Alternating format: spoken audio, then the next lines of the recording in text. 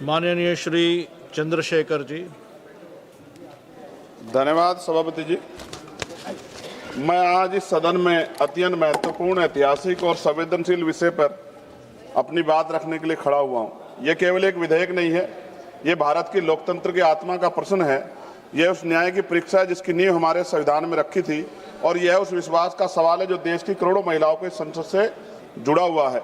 सभापति जी, मैं शुरुआत से स्पष्ट कर देना चाहता हूं कि हम महिला आरक्षण के पक्ष में हैं और हम इसे महिलाओं का संवैधानिक अधिकार मानते हैं। लोकतंत्र में समर्थन और सवाल दोनों साथ चलते हैं। मेरी तो सरकार से मांग है कि आधी आबादी 50% है, 33% की, उनको बढ़ा के 51% कर देना चाहिए। जब बराबरी महिलाओं को तो सदियों से नहीं मिला, जो वो बढ़ के मिलना चाहिए। सरकार की और हाउस की ये मंशा होनी चाहिए सभापति जी। लेकिन आरक्षण से पहले सुरक्षा के बारे में तो बताना चाहिए कि एनसीआरबी का डेटा क्या कह रहा है। तमाम सरकारों में महिलाओं पर हिंसा हो रही है, इसका जवाब भी सरकारों को देना चाहिए कि जब महिला सुरक्षित नहीं होंगी तो उनके अधिकार की रक्षा कैसे होगी।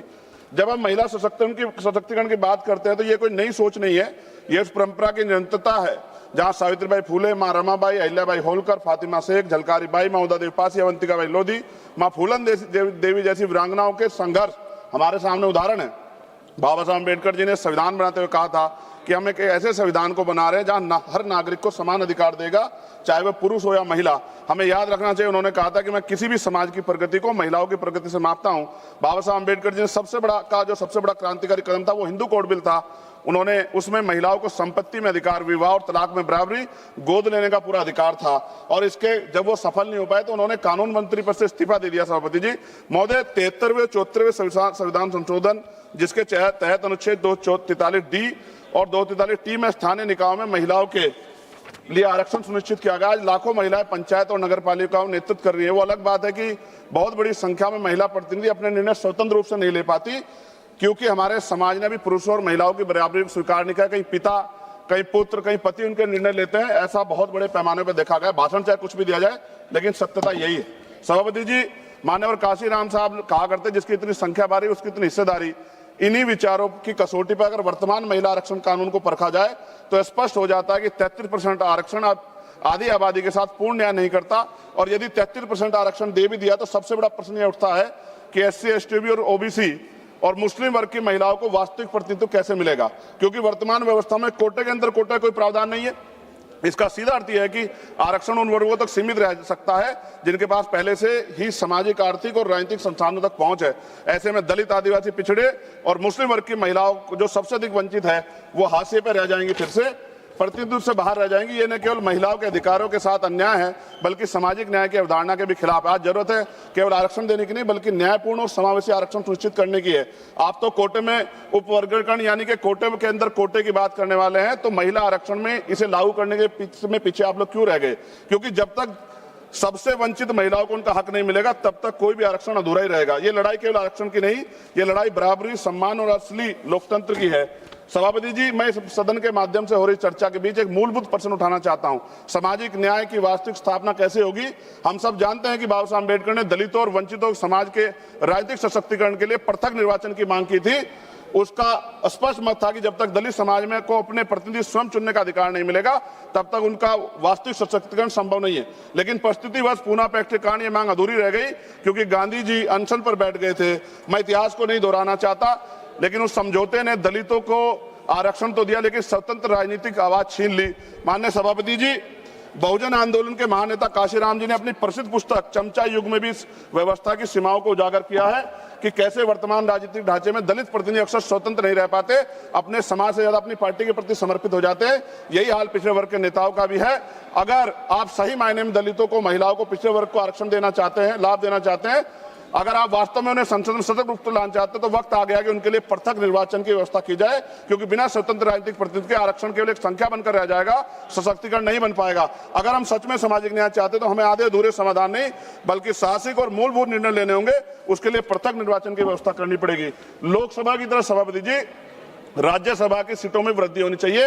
वर्तमान में राज्यसभा की सीटें लोकसभा की सीटों के लगभग 45% है, इसलिए लोकसभा सीटों को बढ़ाने के बाद राज्यसभा की सीटें बढ़ाकर 850 का 45% यानी कि लगभग 383 सीटें होनी चाहिए।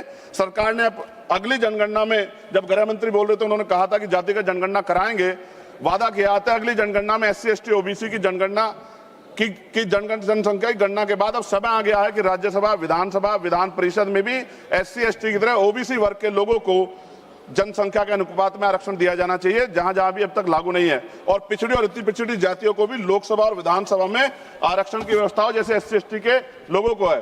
सभापति जी, हमारा संविधान कहता है कि प्रतिशत जनसंख्या के आधार पर होना चाहिए, साथ ही संघीय संतुलन को भी बना रहेगा। 1976 और 2001 के परिसीमन को रोकने का निर्णय इसलिए लिया गया था क्योंकि उस समय यह समझ थी कि अगर केवल जनसंख्या के आधार पर किया गया तो राज्य जनसंख्या नियंत्रण में सफल रहे वे नुकसान में चले जाएंगे। सरकार तो कहती है कि प्रक्रिया निष्पक्ष होगी, लेकिन सवाल उठता है क्या इसके लिए सभी राज्यों का व्यापक परामर्श हुआ?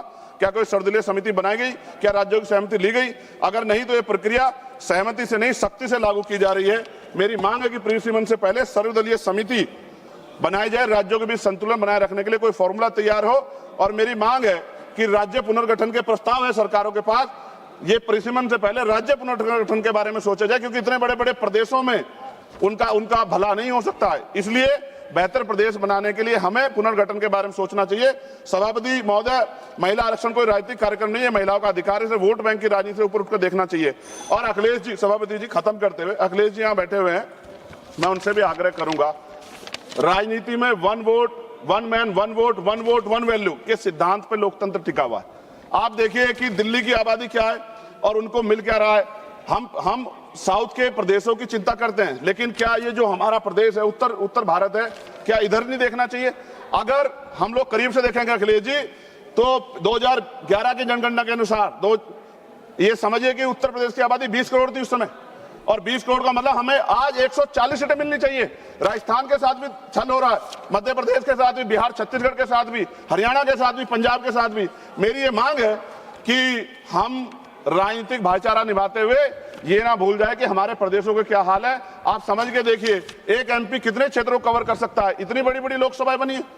तो ये आज आवश्यकता है कि हम उत्तर का भी ध्यान रखें, हम लोग नॉर्थ का भी ध्यान रखें, और ऐसा कॉमन मिनिमम प्रोग्राम बनाए जिसमें उत्तर प्रदेश का जो 20 सीटों का नुकसान हो रहा है, अगर ये लागू हो जाएगा तो भी वो 20 सीटों का नुकसान की भरपाई कैसे होगी, इसके बारे में ध्यान रखते हुए, और पिछड़े वर्ग की महिलाओं को, मुस्लिम वर्ग की महिलाओं को, और पिछड़े और अति पिछड़े समाज को लोकसभा और विधानसभा में भी आरक्षण की व्यवस्था करानी चाहिए।